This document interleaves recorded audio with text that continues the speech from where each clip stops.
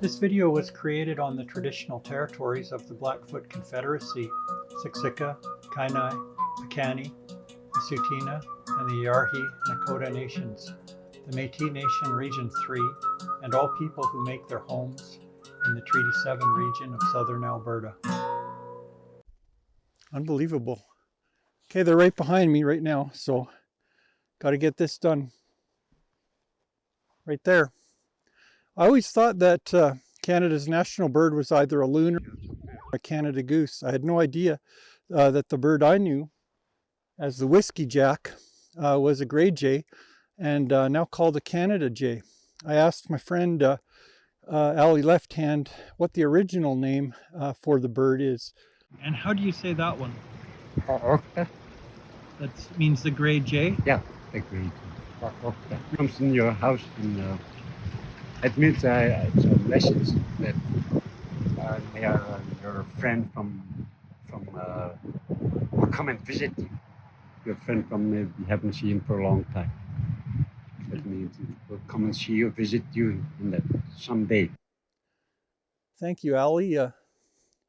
Ali was also right that two friends dropped by. Cub Wright, who's a friend of mine and also a riding instructor. And she brought along one of her students, Sage Ellefson from Nanton. And they came over with my favorite food, which is pizza. So today, let's paint the Rorkta, also known as the Canada jay. Are you ready to draw? Yeah. Okay, good. Okay, so for today, I have taped down a piece of watercolor paper to my desk, and you can do this on a board or a flat surface. And what that's going to do is it's going to prevent your paper from warping when you use the water. And I've also got a charcoal pencil. I've got a bigger watercolor brush, and then I've got a kind of a medium-sized one, and I've got a fine brush, and as well I've got some fresh water in a container here, and a watercolor palette. Like I always say, you can get these at the dollar store or the local art store, and they're fairly inexpensive, under $10 for this one. And I've also got my tea ready because it's very cold outside here today. I think it's -20 and we got about a foot of snow last night, so that'll be nice while we're drawing. I've also got this kneaded eraser I use. I've kind of fashioned a gray jay or whiskey jack that we're going to be painting today, and I always like to do that with my eraser. It gives me a good sense of what the bird that we're painting that day is shaped like. Okay, this next video is filmed in my living room, and it's intended to show your teachers how to present my videos in the classroom. All right. Okay, so we're going to start drawing the whiskey jack now. And usually when I'm at the front of the class, teachers, if you've got a smartboard over there with your image, you're just going to start in front of the students and you're going to recreate this. And I know most of you have a lot of good drawing ability. Some of you are maybe a bit nervous about it, but just do the best that you can. I'm going to start off with this kind of shape that I see. This whiskey jack here, or this gray jay, is sitting here nicely on a branch. You can do the branch coming in like this. And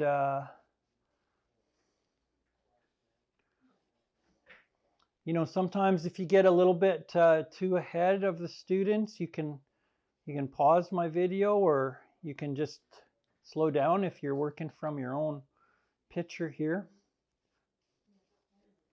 And when I'm at the front of the class, I always use a stick of charcoal, because it's easier for the students to see what I'm doing, okay?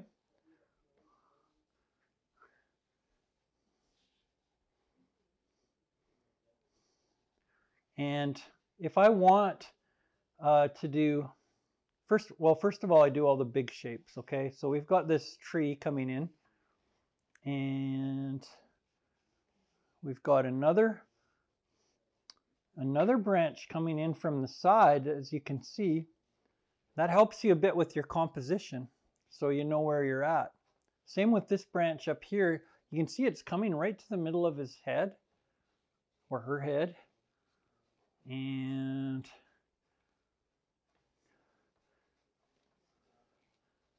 like this. Now your grays, the way that you can do the grays are by, if you're in the front here and you're using charcoal, you can just lay that in with the side of your charcoal. The students can use their pencils if they're shading or whatnot. And what I like to use also to do this quickly is I'll just use a Kleenex to shade in the big areas. Once you get some graphite or charcoal onto one of these Kleenexes, you can start to put in some tones wherever you see a tone, right? That's kind of fun. You can do as many of the branches as you want. And we're just going to do a little bit of shading. Now, if you're doing a drawing, if it's one of my drawing videos, you can just keep shading till the nth degree. You can spend all your time shading, but all as we want at this point right now is a good map. So if you've got a map where you know where you're going to paint, then that's all you need at this point. Okay, we're going to get started on this gray jay here, and as you can see, we've got a great photo, and this time I took this photo with my wife recently when we were hiking in the mountains, and there was a gray jay. So we're going to start, the shape of this gray jay is kind of like this, and like this.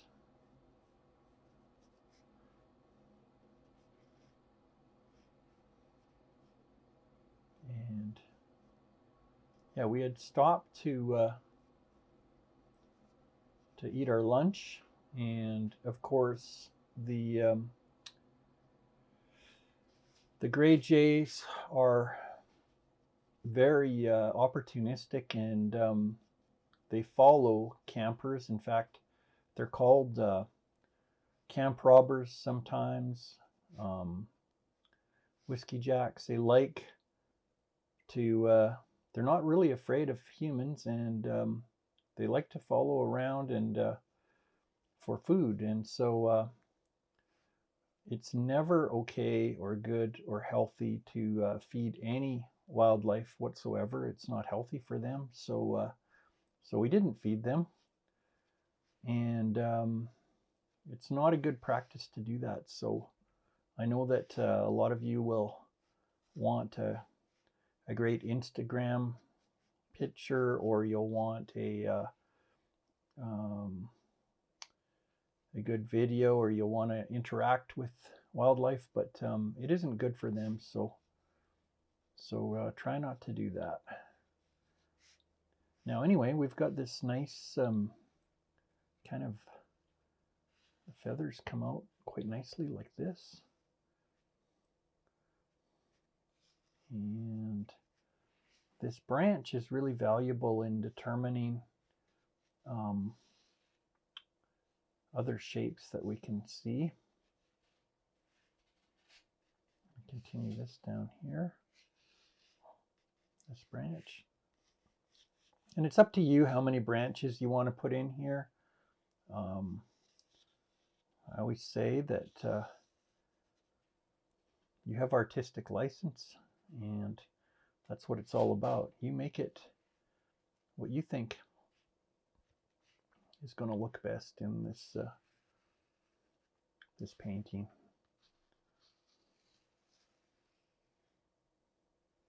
And basically, we just want to have kind of a good enough map to begin the watercolor. This isn't like the previous drawing videos where we're just doing the drawing as best we can. I've almost got enough here to start and have some what Bob Ross used to call happy accidents with pooling of the watercolor, and I can go a little bit wild with the branches. Okay, so we're going to use the a bigger watercolor brush here, and we're going to kind of I'd like to go into all the sort of the biggest areas, and it is the Gray Jay. It's mostly going to be gray, so we're going to use a fair bit of black watered down.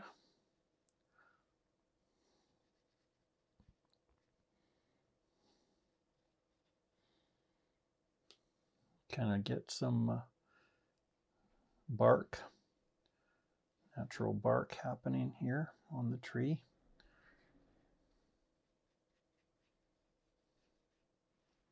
See if we can figure out a kind of rhythm and way to do this effectively.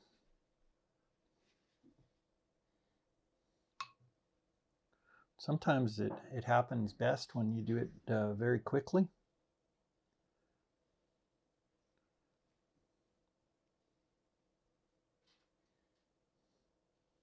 Put this branch on here,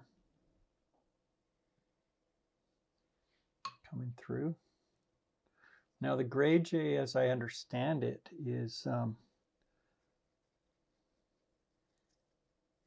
its habitat is a lot in North America, mainly in the mountains. And so from the northern Rocky Mountains, the northern tip, right down to the southern tip of New Mexico. That's where my wife and I were lucky enough to visit last week, Santa Fe, New Mexico. And boy, there's a lot of amazing artists and galleries down there. And I just loved it because I found out that down there they care about art so much that students can get free art supplies. And so I was at a store there, or it was kind of a gallery, kind of a store, kind of a place where they gave classes to kids. And I met this person, and she left me her card here. Her name is Sarah Moffat at L'École des Beaux-Arts Studio. And what was cool about what she was doing, I mean, they were teaching kids in there, but the other thing that they were doing is she made all her own watercolors. And this was indigo, which is kind of a gray blue that I'm going to use. Very, very high quality watercolors. She made them herself. So we're going to give this a try on the on this painting. Kind of some purpley blue. We'll put in the trees here, and even though that's not exactly how it is on the photo. And I'm hoping to go back to Santa Fe and teach some kids in the public school system. And I told them I would like to come down and to paint the Roadrunner. I know that the Roadrunners are actually down there, and boy, that would be cool. And to also find out from the local indigenous people what they know about the Roadrunner. And Yeah, I'm just really hoping to get back down there. I really like it there, and I like working with you and kids on these nature paintings and drawings. So I'm going to put some blue in here first, where I see the kind of blue coming through the trees here. And let's check in with Sage, see how she's doing on her gray jay.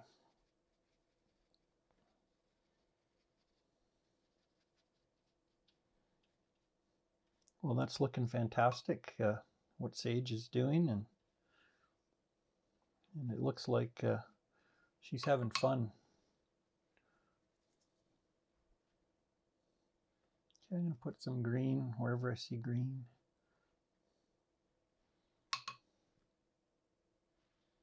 And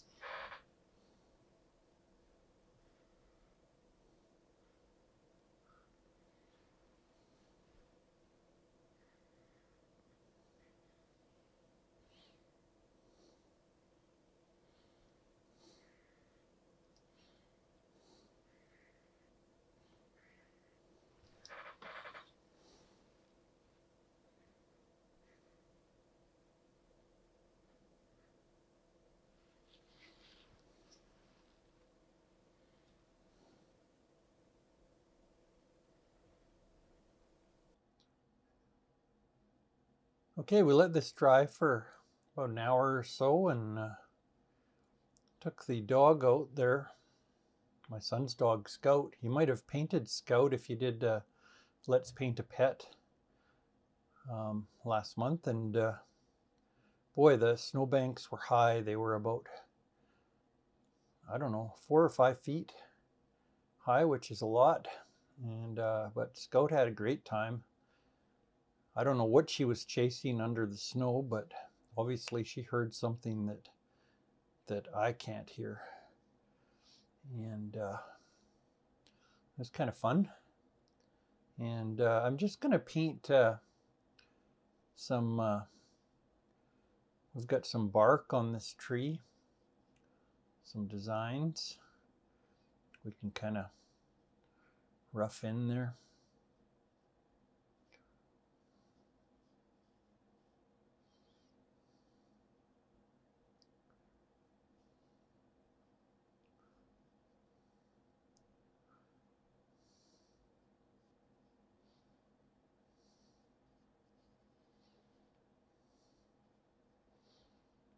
Now it's kind of a challenge because I want the gray jay to stand out a bit more. In this photo it's fairly camouflaged, but I want to make sure that the gray jay is really a little bit more pronounced against the background. So I'm not quite sure how I'm going to do that, but we'll give it a go here.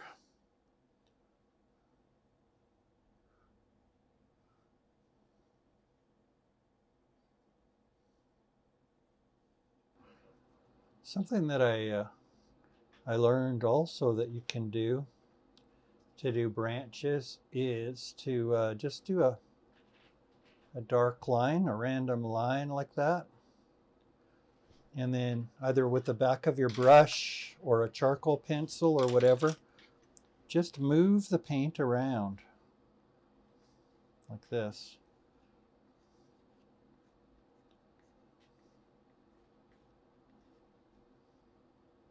That's a little bit of Bob Ross type of magic for you. Saves you a bit of time. And it has pretty good effects, so you know, you can use your fingers, whatever. And you'll probably discover some effects that I hadn't have even thought of, and whatever you think is going to work. Because ultimately it's what's on the paper left behind that is going to be what the effect is going to be. Okay, I've got a bit finer brush now, and I'm going to do some of the tail feathers there on the gray jay here.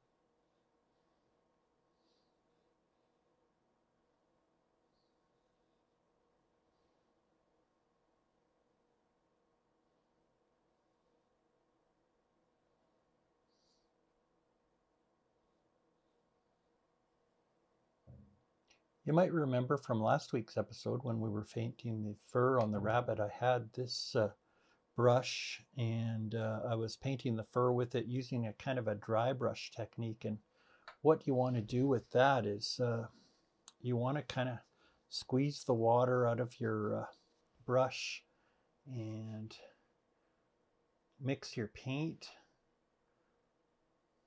I'm mixing it with a bit of white, this kind of green. Whoops.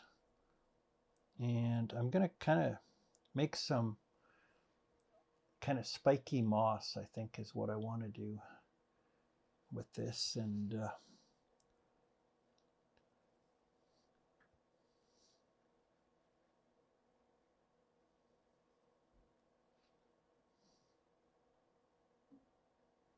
oops.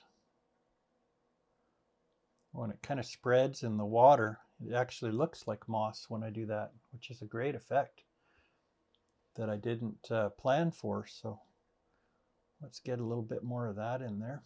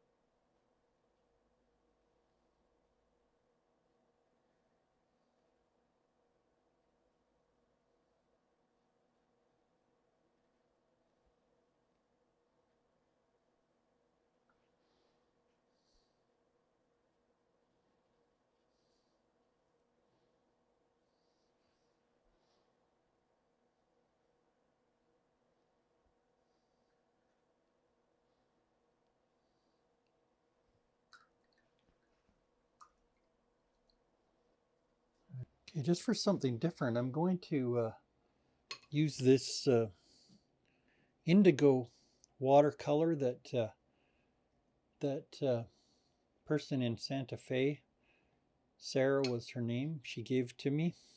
And I'm going to use this indigo and I'm going to spread it all around the border of this painting. It's a beautiful watercolor. You can tell the difference between the dollar store watercolor that I'm using and this watercolor is a lot richer in the colors. So I'm just going to do that, and I'm going to go all the way around here just for a kind of interesting effect. And then I'm going to actually go all around this gray jay, even though the photo is nothing like this. And we're going to make that gray jay really stand out.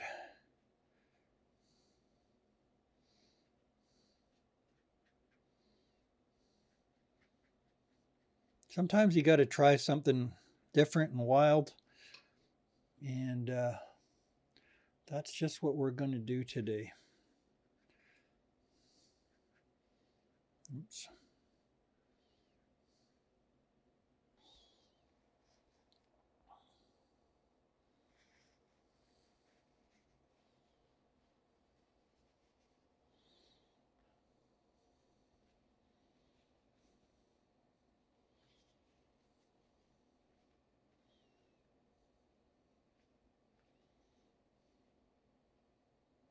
I'm going to go in with the charcoal pencil and kind of straighten some things out here.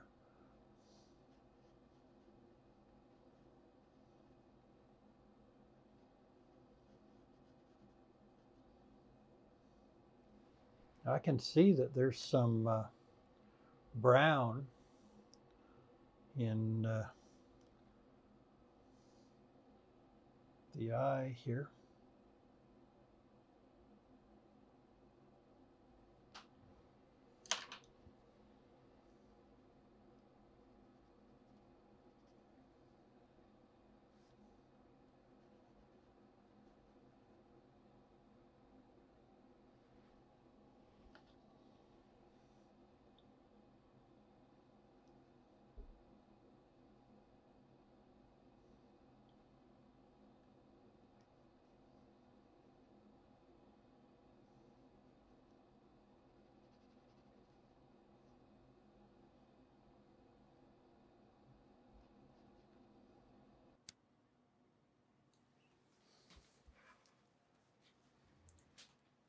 Okay, we're going to keep going with the charcoal pencil, and I'm just looking at the bark right now and the way the tree goes kind of behind the moss and behind the branches.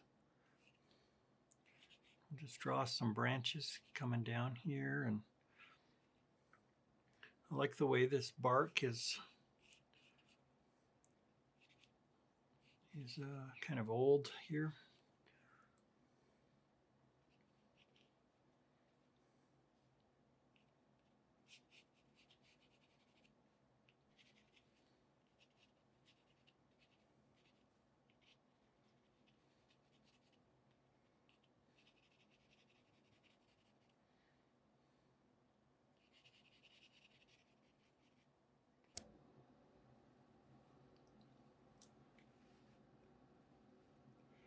Okay, as you can see, I've taken the masking tape off. It's given me a lot of white space around it in case I want to get it framed at some point.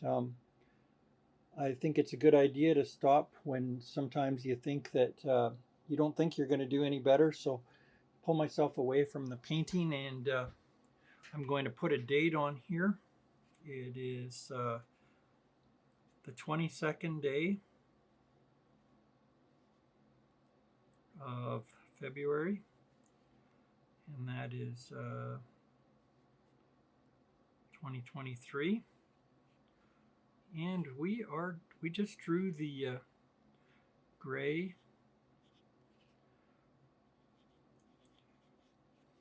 J. See my cat's climbing on me here. We've been taking care of my son's dog Scout, so Khaleesi doesn't feel like she's had a lot of attention, I think. That's the problem.